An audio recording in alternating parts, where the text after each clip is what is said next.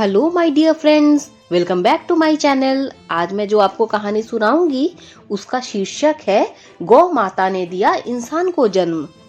कहानी है सूरजगढ़ रियासत के महाराज सूरजमल और उनके दो बेटों की। भानु प्रताप बड़ा राजकुमार था और चंद्र प्रताप छोटा। महाराज सूरजमल ने अपनी पत्नी रानी दुर्गावती की मौत के बाद अपने दोनों बेटों को बड़े लाड प्यार से पाला था। उन्होंने अपने दोनों बेटों को शस्त्रों और शास्त्रों की पूरी शिक्षा दिलवाई। महाराज सूरजमल हमेशा ये चाहते थे कि भानु प्रताप और चंद्र प्रताप में वही राजा बने जो ज्यादा काबिल हो, लेकिन बड़ा राजकुमार भानु प्रताप हमेशा से ही बड़ा होने के नाते राजगद्दी पर अपना हक समझता था और हर मौके पर यह बात अपने छोटे भाई चंद्र प्रताप को जताता भी रहता था। एक दिन भानु प्रताप ने चंद्र प्रताप से कहा, जब मैं राजा बनूंगा तो यह बगीचा कटवा कर यहाँ पर एक बड़ा सा अखाड़ा बनवाऊंगा।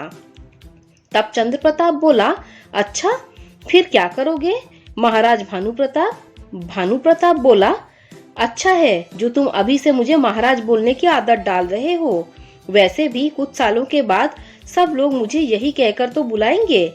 चंद्र प्रताप बोला, पर यह तो बताइए कि आप अखाड़े में क्या करेंगे?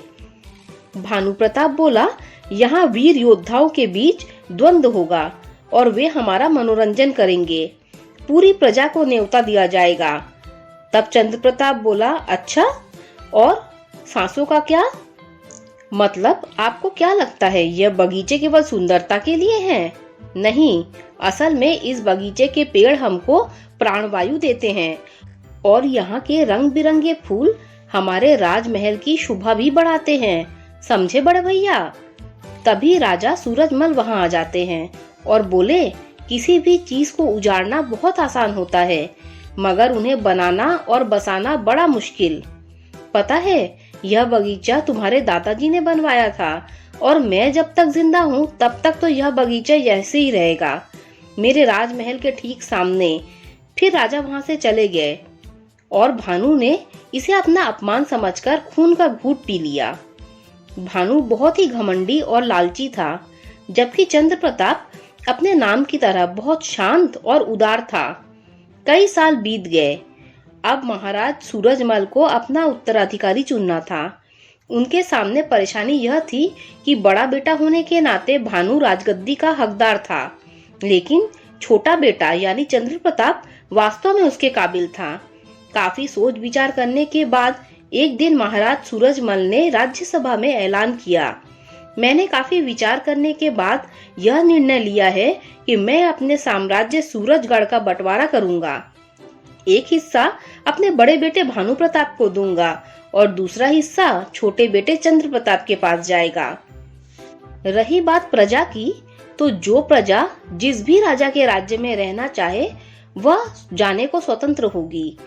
दोनों में से कोई भी राजा प्रजा को यहाँ या वहाँ जाने से नहीं रोकेगा और दोनों राज्य कभी भी एक दूसरे पर हमला नहीं करेंगे, बल्कि भाई होने के नाते दोनों राज्यों के राजा एक दूसरे के राज्य की रक्षा का वचन लेंगे और उसे जीवन भर निभाएंगे। भानु प्रताप को यह बात अच्छी नहीं लगी, क्योंकि उसे तो पूरा राज्य चाहिए था, मगर चंद्र प्रताप को महाराज के फैसले से कोई परेशानी नहीं थी। उसके मन में अपने नए राज्य के विकास के लिए बहुत से सपने थे।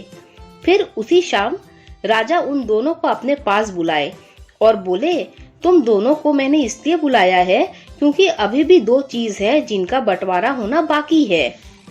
मेरे पास एक विशेष सेना की टुकड़ी है जिसमें बहुत ही शक्तिशाली सैनिक हैं। वह हर वक्त जंगलों में रहकर हमारी सीमाओं की रक्षा करती है और इसके अलावा मेरे पास एक गाय भी है। महाराज सूरजमल अपनी बात पूरी कर पाते उससे पहले ही लालची भानु प्रताप बोल पड़ा, मुझे आपकी वह विशेष सेना की टुकड़ी चाहिए। राजा बोले, पहले मेरी पूरी बात सुन लो। तो भानु प्रताप बोले, सुन ली आपकी बात। वह गाय चंद्र प्रताप को दे दीजिए। वैसे भी इसे पशु पक्षियों और प्रकृति से बड़ा प्रेम है, तो वह गाय इसको ज्यादा प्यारी होगी। ठीक है? राजा बोले, ठीक है, जैसा तुम चाहो। भानु प्रताप वहां से चला गया। वह बहुत ही खुश था। उसे ऐसा लग रहा था जैसे उसने कोई युद्ध जीत लिया हो। उधर चंद्र प्रताप थोड़ा सा मायूस हो गया, क्योंकि वह जानता था उसका बड़ा भाई लालची है और वह भविष्य में अपनी सेना के साथ उसके राज्य पर हमला कर सकता है। तो उसे चिंता में डूबा देखकर महाराज सूरजमल ने कहा कि कहीं भविष्य में भानु उसे सेना के साथ मिलकर तुम्हारे राज्य में हमला न कर दे, इसी चिंता में डूबे हो ना। चंद्र प्रताप बोले, आप सर्वज्ञाता हैं पिताजी। राजा बोले, मैं जानता हूँ, पर तुम चिंता मत करो। यह मेरी मोहर लगी चिट्ठी है, इसे लेकर जंगल में जाना। वहाँ मैंने एक गौशाला बना रखी है, जहाँ उस खास गाय को बड़े ही प्यार से रखा गया है। उस गांव की देखभाल मेरे 4 अंगरक्षक करते हैं। वह एक एक सैनिक 20-20 के बराबर है। वह भी अब से तुम्हारे साथ ही रहेंगे।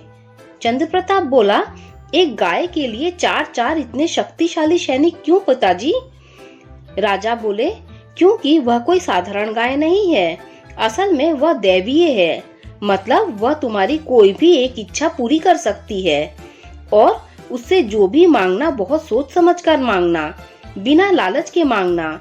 मैं गौ माता से अपना वरदान हासिल कर चुका हूँ, अब तुम्हारी बारी है। और ध्यान रहे कि वह गौ माता अमर है, इसीलिए तुम्हें उनकी रक्षा हर हाल में करनी होगी। वह किसी बुरे आदमी के हाथों में न जाए। चंद्र प्रताप बोला, मैं समझ गया पिताजी, आपका बहुत बहुत धन्यवाद। कुछ दिनों में राज्य का बंटवारा हो गया। ज्यादातर प्रजा चंद्र प्रताप के अच्छे व्यवहार की वजह से उसके राज्य में चली गई। महाराज सूरजमल अपने अंतिम दिनों में भगवान का स्मरण करने के लिए हिमालय चले गए। ऐसे ही कई महीने बीत गए। दोनों भाई अपने अपने राज्य के राजा बन गए। भानु अमीर बनने के लिए जनता पर कर की राशि बढ़ाता चला गया और चंद्र प्रताप राज्य का विकास करने के लिए पूरी मेहनत करने लगा। ऐसे ही 20 साल बीत गए। चंद्र प्रताप का राज्य भानु के राज्य से कहीं ज्यादा उन्नति कर चुका था। चंद्र प्रताप और उसके राज्य की तरक्की को देखकर भानु को बड़ी जलन होती थी और फिर उसने एक दिन अपने बेटों के साथ मिलकर अपने छोटे भाई चंद्र प्रताप के राज्य पर पूरी ताकत से हमला कर दिया। अपने किले के बाहर भानु प्रताप और उसकी सेना को देखकर चंद्र प्रताप दुखी हो गया। चंद्र प्रताप की अपनी कोई संतान नहीं थी। विवाह के 20 सालों के बाद भी उसे संतान सुख प्राप्त नहीं हुआ था। भानु की सेना देखकर उसने कहा, ठीक है भैया, अब आपकी जैसी इच्छा। वो गौ माता के सामने हाथ जोड़कर खड़ा हो गया और बोला, गौ माता, मैं नहीं जानता कि मेरे पिता ने आपसे क्या वरदान मांगा था, पर मैं आपसे वरदान की इच्छा रखता हूँ। गौ माता बोली कि पता है तुम्हारे पिता महाराज सूरजमल ने मुझसे क्या वरदान मांगा था? वास्तव में तुम ही हो उनके वरदान। उन्होंने मुझसे तुम्हें मांगा था। तुम्हारी माँ दुर्गावती तुम्हारी असली माँ नहीं है। रानी दुर्गावती ने केवल भानु को जन्म दिया था और उसे जन्म देते ही रानी की मृत्यु हो गई थी। भानु की कुंडली देखते ही महाराज सूरजमल को पता चल गया था कि आगे जाकर वह बहुत ही घमंडी और लालची बनेगा। इसलिए उन्होंने मुझसे सुख सुविधा या धन नहीं, बल्कि तुम्हारे जैसा संस्कारी और आज्ञाकारी बेटा मांगा था और मैंने उनकी इच्छा अनुसार तुम्हें अपनी कोख से जन्म दिया था। गौ माता की बात सुनकर चंद्र प्रताप की आंखों में आंसू आ गए और वह गौ माता के चरणों में झुक गया। गौ माता बोली, मैं जानती हूँ कि तुम्हें इस वक्त सबसे ज्यादा एक पुत्र की आवश्यकता है। चंद्र प्रताप हाथ जोड़े खड़ा था। तभी गौ माता ने अपनी कोख से एक बालक को जन्म दिया। उस बालक को चंद्र प्रताप ने आगे बढ़कर अपनी गोद में ले लिया। गौ माता बोली, यह तुम्हारा पुत्र है चंद्र प्रताप, इसका नाम कनिष्क होगा और यह दुनिया का सबसे बड़ा धनुर्धर होगा। इसे नीचे लेटा दो और उसके माथे पर अपने रक्त से तिलक करो। अपने हाथों में अपना पुत्र देखकर चंद्र प्रताप की खुशी का ठिकाना नहीं रहा। गौ माता की बात मानकर उसने अपने बेटे को रक्त से तिलक लगाकर नीचे लेटा दिया और अगले ही पल वह नवजात एक हट्टे खट्टे नौजवान में बदल गया। उसने सबसे पहले गौ माता को प्रणाम किया, फिर चंद्र प्रताप के चरण स्पर्श किए। कनिष्क भानु प्रताप और उसकी सेना के सामने खड़ा था। उसने कुछ ही पलों में अपने तीर से भानु की पूरी सेना को धराशायी कर दिया और अंत में राजा और उसके बेटे को बंदी बनाकर चंद्र प्रताप के सामने खड़ा कर दिया। चंद्र प्रताप बोले, महाराज भानु प्रताप, इससे मिलिए, यह मेरा पुत्र कनिष्क है। आप मेरे बड़े भाई हैं, इसीलिए मैं आपको मुक्त कर रहा हूँ। जाएं, अपना राज्य संभालिए और भविष्य में कभी दोबारा मेरे राज्य पर हमला करने की सोचना भी मत। और कनिष्क, तुम एक काम करो, इनका सारा खजाना छीन कर उन्हीं की प्रजा में बंटवा दो, यही इनकी सजा है। हर तरफ उनकी जय जयकार होने लगी और भानु प्रताप और उनके घमंडी बेटे वहां सिर झुकाए खड़े रहे। दोस्तों, अगर आपको ये कहानी अच्छी लगी हो तो लाइक कर दीजिए, मेरे चैनल को सब्सक्राइब कर दीजिए। जब आप मेरे चैनल को सब्सक्राइब करें तो बेल का आइकन भी प्रेस कर दीजिए, जिससे मेरी आने वाली सारी कथा कहानियाँ आप तक सबसे पहले पहुँच जाएगी। Thanks for listening.